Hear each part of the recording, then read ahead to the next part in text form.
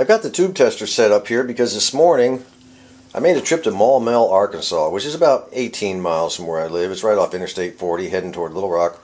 There's a McDonald's there, and I met a fellow by the name of Barry. And Barry on the Antique Radio Forum goes by the handle of Deco Radio Man. I've had dealings with him before. And he sold me a couple of tubes that Gino out in Amarillo, Texas did not have. Gino's my primary tube man. He sold me a 1H4G and a 1F7G that I need for the Silvertone we're working on. So what I'm going to do is get things set up here, get these tubes in there and do a little test of them. And I'm also going to test these two here. I'm still waiting for 2 tubes to arrive from Gino. But I thought I'd do a quick video, you know, just to kind of show you what goes on behind the scenes between videos.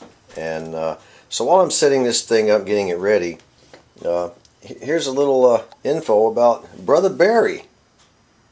Okay, here we have Barry. He is Deco Radio Man, right? Right. And how long have you been in the radio business? Oh, 25 years. Okay, and you're kind of a collector, right? Yeah. And you're trying to downsize right now Yep. with a lot of stuff that you don't need, but you're still keeping, and you're mostly into Bakelite radios, the plastic radio, the colored type radios, right. And you have a few wooden types to go along, right? And when you saw my ad on the Antique Radio Forum, you went ahead and supplied me with the 2 tubes I need. I've already paid for them. Thank you very much. You're welcome. Thank now, you. this is the gentleman, by the way, I bought my reel-to-reel tape recorder from. It plays perfectly, by the way. Except you still haven't found that rubber hub for me. Looking for it, Keep looking. I can't it's find one. somewhere. I've gone everywhere for that rubber hub, and I can't find it. Well, anyway, I didn't even know that he had tubes for sale. I mean, he popped up in the Antique Radio Forum where I put my advertisement in, and boom, he says, "Hey, you know, this is Barry. Remember me?" You know, yeah, I didn't.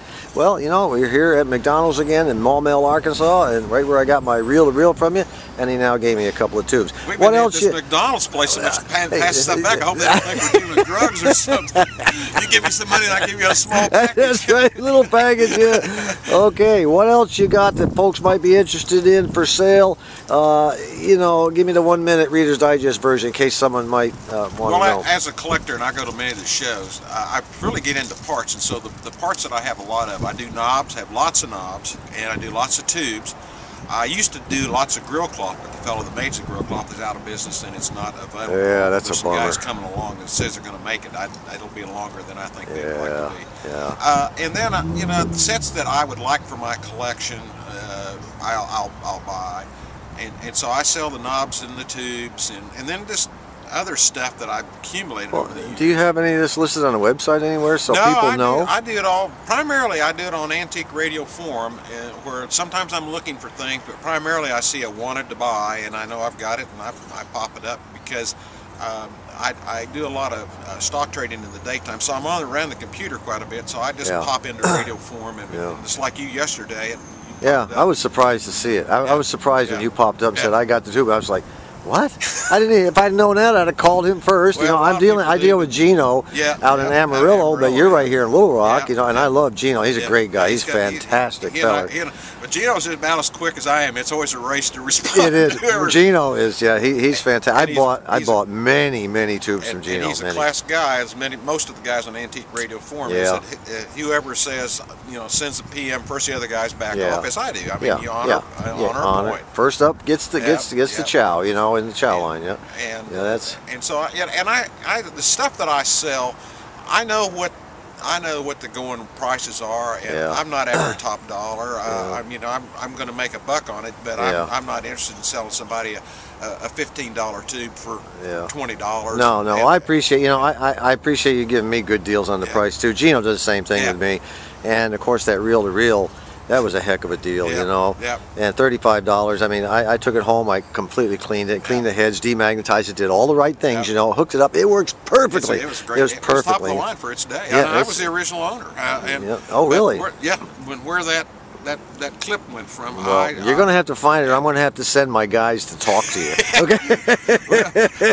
Set up with flashlights and a seeing-eye dog, because it's there. It's got to be there somewhere. But you'll find it somewhere. Out in the storage area. Well, as soon as you find it, just get on the Antique Radio Forum and give me a holler. And I'm looking for it when I go to meats too, John. All right. Because you never know what they'll turn Yeah, up. I've tried everywhere to find one. Yep. Short of buying an entire new rig, and I don't want to do that. Well, Yep. thanks a lot, Okay, Barry. I John. appreciate it. Appreciate you, and man. I'll let you go. Okay. And if I need any more tubes or anything, and I'll holler at you and holler at Gino all at the same There you time. go. Gino's the #1 man, you know. And then, He's got a lot of them. oh, he's a fine fella. Yeah. Thanks a lot again. Okay, Bye. you bet. Now you know who Barry, or Deco Radio Man, is out of Little Rock. Fine feller, fine feller. Apparently he was a stockbroker for 25 years. Still deals in stocks every day, in addition to radios. One thing I wanted to show you on this tube tester here. Now, these tubes here, these 1-volt tubes, all of them, they do not have heaters and cathodes. They have a combination of heater and cathode called a filament. That's the difference between a filament and a heater. So since the filament is a combination of both the heater and the cathode, when I flip this switch to the heater and cathode position, I should get a direct short up here because they're one and the same, which would be normal. Let me flip it on over to here to HK, see what happens. There we go. See? Now a heater would not do that. This is a dead short because of that. Now we'll flip it back to value. And this tube is good. This is the output tube. So let's go ahead and check the rest of them and see how well we do. The next tube I have in here is a 1H6G, and the 1H6G is ready for testing. I've got it all set up. You've seen me do these things before. Incidentally, none of these tubes are listed on the tube chart that's inside the tube tester. All of these tubes are listed in the supplement. So that's why it's important, if you ever get a tube tester, to always try to get the supplement to go with it. Because there's going to be times, if you stick with this radio repair, that you're going to need that supplement. So all of these tubes are in the supplement. Now this is the second of the 2 tubes that were already in the radio. I haven't tested the 2 that Barry sold me.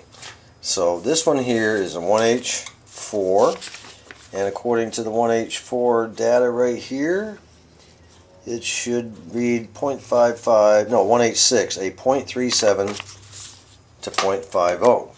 Which would be around 0.37 here to 0.50, somewhere up in here. Okay? Or 0.55. Let me see what that is here. Let me take one more look. Yeah, 0.37 to 0.57. So it should read maximum up about right in here. It should be in here. So here we go. Let's pull the old lever here. Perfect. Perfecto. It's supposed to be about right there. Maximum, and that's exactly where it is. Outstanding tube. Alright, this is the 1F7G that he sold me. Should read 42 to 65, somewhere in that range right there.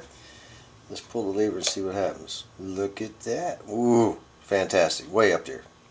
Good job so far. Let's check the last one. And this is the last one. 0.55 up to 8.5, right in this area right there. Let's pull the handle. Ooh, wow, max all the way up to the top. Not beyond it, but excellent condition. Very good tubes. Now we just wait for the other 2 to come in from Gino. Now, that's done for today, but we have to work on something. One of the tubes has got a problem. It's inside this wrapping, and we're going to repair it today. What was inside that wrapped up white piece of paper is another 1H4G tube. And it has a broken base. Now this one's a little bit different than the bases I'm used to seeing. I don't know how this thing got broken. Let me see if the light will help. I don't know. Can you see that big giant hole down in there? All the way down in there. It goes all the way through to the tube wires that go up into the glass. It's also cracked on the bottom. Let me see. Get the glare just right.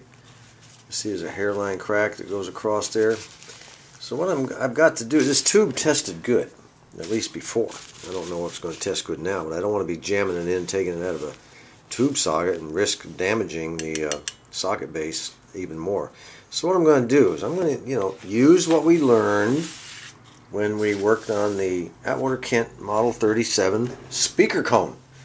We're again going to repair this using screen wire and epoxy, 5-minute epoxy. And we're going to get this baby covered up with that epoxy and get it stronger so I can maybe use it later on. That's a big old hole. The pieces all just fell out in little tiny chunks. And I don't want to throw this tube away because it's good. You know, these little 1-volt jobbies are pretty expensive sometimes. So what I'm going to do is I'm going to spread that crack apart just a little bit with this tiny screwdriver. And I'm going to put a little bit of that glue down in there to where I can get it to where it'll hold together. Then we're going to take the old moto tool and I'm going to rough up the outside a little bit, just barely, and stick our screen wire on. Well, first I'll stick our epoxy on, then our screen wire, and then we'll put epoxy over the top. And hopefully it'll be nice and strong when I'm done. And all the glue's been put in there and it's dried. I smushed it down into cracks as best I could, here and here. And it's nice and dry, and it seems to be holding. I squeeze it and it doesn't move. I don't see the crack, you know, moving, the two pieces on each side of the crack moving at all. So, we've now reached a point where I'll take the moto tool and I'll grind it down very lightly, get it roughed up a little bit. Then we'll go ahead and mix up a new batch of epoxy and smear it around on there, and then put this piece of screen wire over the top of it. Well, it's been ground away and the glaze has been broken, but after I got it done, I decided, you know, I don't really like that short little piece across that hole. This tube could be cracked in other places and it may be weakened around, I don't know. So what I decided to do was to cut a new piece of screen wire and wrap it all the way around. And those of you who have followed my videos, you know that I like overkill, and this is overkill. Good stuff. So far so good. It's had about an hour to dry now. So what I'm going to do is put another layer of glue over the top, and then I'll put the sticker back on. It identifies which tube it is. There's where the hole was right there. But there's still a gap down, a little tiny couple of holes that go through all the way to the inside, so I want to make sure that's good and covered. One more coat of epoxy.